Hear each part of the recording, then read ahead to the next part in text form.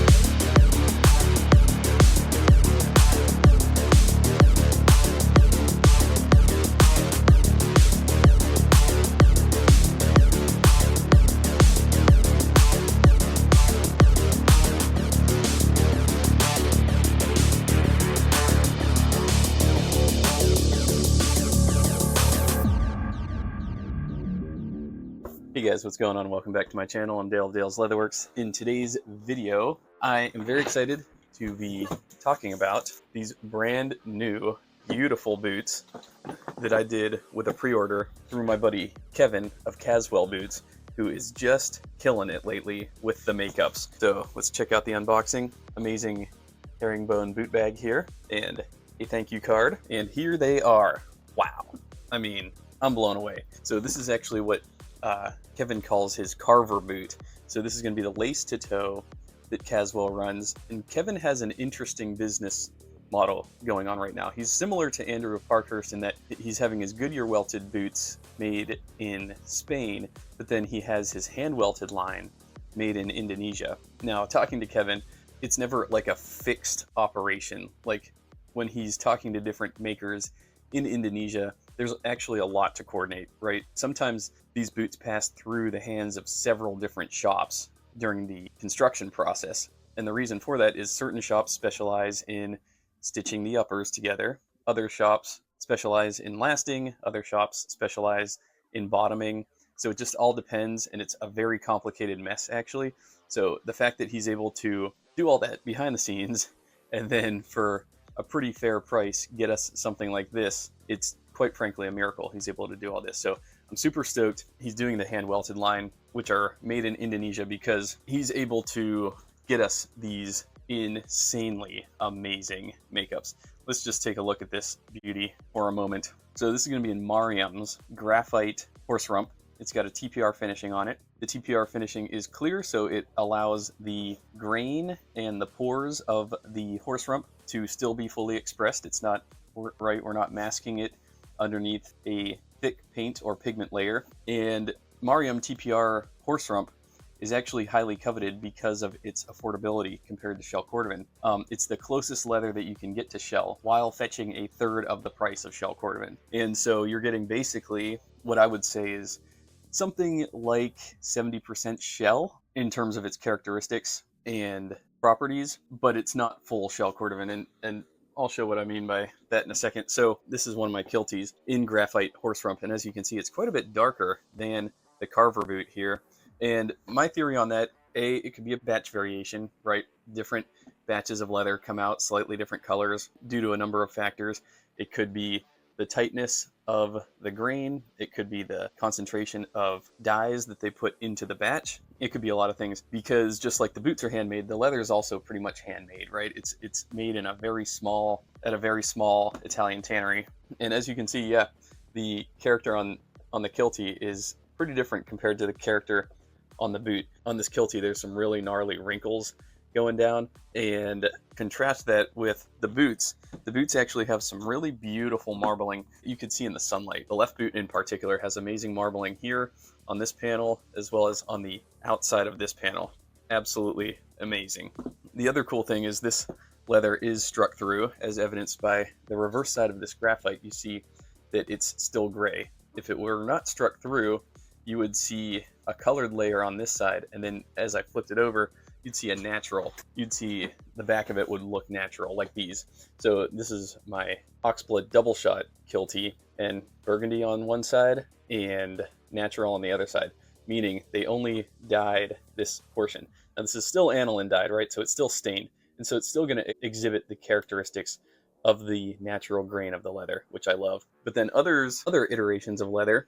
This is my Emerald Gen X leather, and as you can see here, this top pigment is actually a true pigment. It's more of a paint slash, it's more of a film that sits on top of the leather. So when you reverse it, you see it's not green on the other side, but the green is very vibrant and bright, and that's why putting a top coat over a leather achieves a very vibrant, rich color. It's just not expressing the true grain of the leather itself. So for example, I'll show you what I mean here.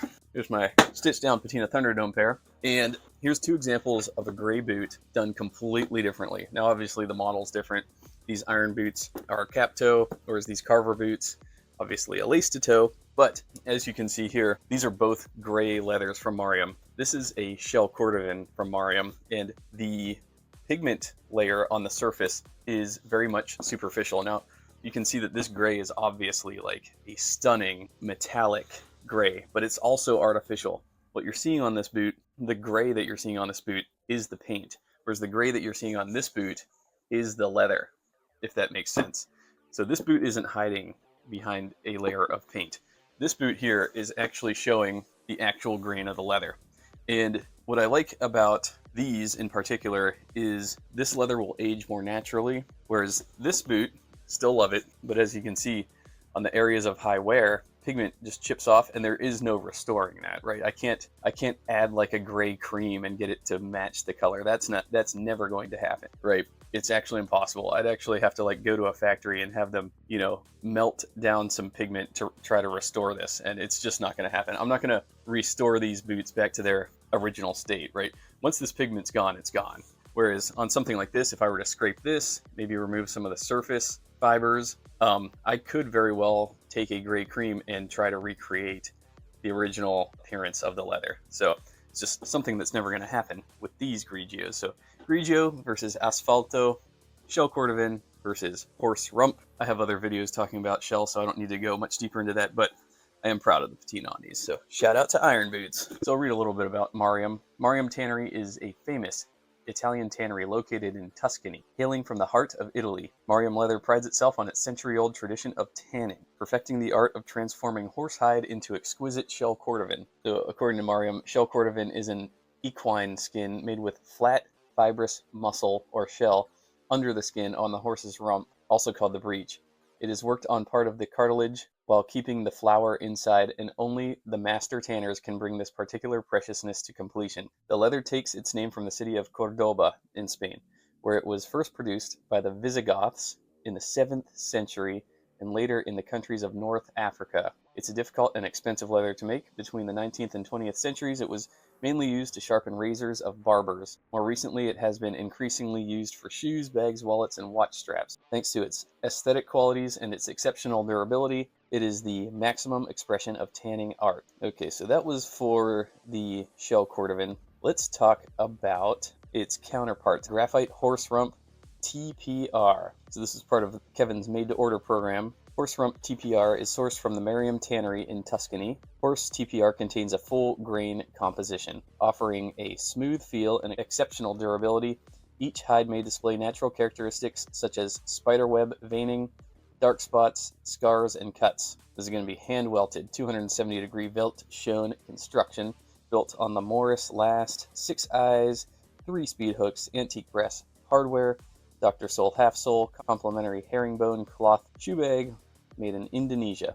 The Morris Last runs slightly long. Please size down 1/2 size from your Brannock size. If your Brannock measurement corresponds to a US 11.5, we recommend taking a size 11 for the Morris Last. So this is according to Rocky Mountain Leather Supply. Horse rump TPR. TPR stands for thermoplastic resin, by the way. Vegetable tan leather comes from Mariam Tannery. The Mariam Tannery is an heir to centuries-old experience and knowledge. It still performs with care and passion the slow process that takes rawhides to become leather in total respect of nature, a process based on the use of natural tannins from trees new technologies, and the slow passage of time. The horse rump is cut from horse butts that don't have the size and other attributes to be selected for shell cordovan. The veg tan horse rump is top grade. It is full grain with incredible denseness and a rich feel. Many of these hides will have small areas of actual shell cordovan within the hide that you can use. These horse butts have an aniline finish showing off its natural grain and beauty, meaning it will patina. One of the unique aspects of this leather is the honeycomb pattern of wrinkles you see in the hides. The TPR finish is a resin finish, giving the hide a stunning shell cordovan-like finish. This leather is about as close as you can get to shell at roughly 1/3 the cost. One of the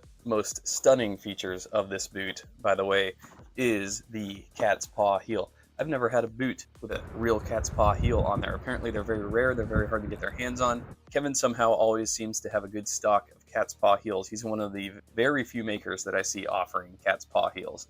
So whenever I see that, I'm like, amazing. Don't really want to walk on these, but for the sake of the internet and for the sake of this video, I'm gonna do it. I'm gonna put them through the paces and show you all what comes of it. So we've got a cool Cuban heel back here. It's not quite a block heel. It's more of a Cuban heel. Yeah, 270-degree velt shown construction. Nice bump toe here. And I definitely concur with the sizing advice. These are my Goodyear welted Caswell boots in Shrunken Bison. And this is called the Lisbon boot. And these are more readily available to ship, usually. These are in a size 9. The fit was perfect, like I said. So since these are made in Spain, they're going to run much more true to size. The Indonesians are using more of a standard US boot scale. Their sizing is more consistent with US sizing because the Indonesians were taught boot making by the Dutch. The Dutch obviously being Western European, Germanic type people. And so they came with a wider foot shape, and that is why lasts like this one fit my foot much better than Spain lasts. The areas from like the Iberian Peninsula, which thank God was liberated by the Crusaders from the awful Moorish occupation. Do a quick size comparison here. So right boot. Yeah, looks to me to be identical. Yeah, it looks identical. And I also want to mention that I asked Kevin about this because I must have missed the email, but he ran also the CARVER boots in navy rustic horsebutt. The navy rustic horsebutt is a galloon leather. I have a pair of Trumans in this navy horsebutt. And Galloon, I think, is definitely rivaling Shinky in terms of who makes the best horsebutt on the planet. And so I asked him, like, hey, you gonna do this again? And he said, if I could source the leather, if I could make it happen, I'll do it again. But yeah, I'm really drawn to these. And at a low price of $600, that's a steal for what you're getting here. So yeah, here's another example of Indonesian lace to toe. These are my Tahura boots in olive horse rump, sourced from the Chloe Tannery. And these just continue to serve me well. Some amazing lace to toes, some other lace to toes, some Willys lace to toes, and Oliva Minerva horse rump. And I also have some Thoroughgood roofers. But yeah, I really love the lace to toe model. There's just something about it. I don't know, the simplicity, but kind of the cool busyness, the patterning, the way that the panels are assembled. It's just really the chef's kiss of a design. Not to mention we have a cool roll top collar at the throat, 3 layers in the heel stack, 1 layer veg tan for the midsole, which is good. I'll warn you before. So these are my lace to toes by Renav Goods, another Indonesian maker, and he hooked me up with 3 layers of veg tan. And yeah, these are tank busters. These are boots you wear into the apocalypse. These are in brown oiled Shinky horsehide. Compare that to the Mariam horsehide. These are going to take years to fully break in. Like I can't flex the boot with my hands. You just got to be in them and you just got to try to move in them. Yeah, it's fun. It's fun going really beefy. The upside to these is the break-in is going to be very simple. Less heel slip, much less break-in. So I'm excited to start really putting these through the ringer. So anyways, with that, I'll shut it down. I will leave links to the Caswell website in the description below.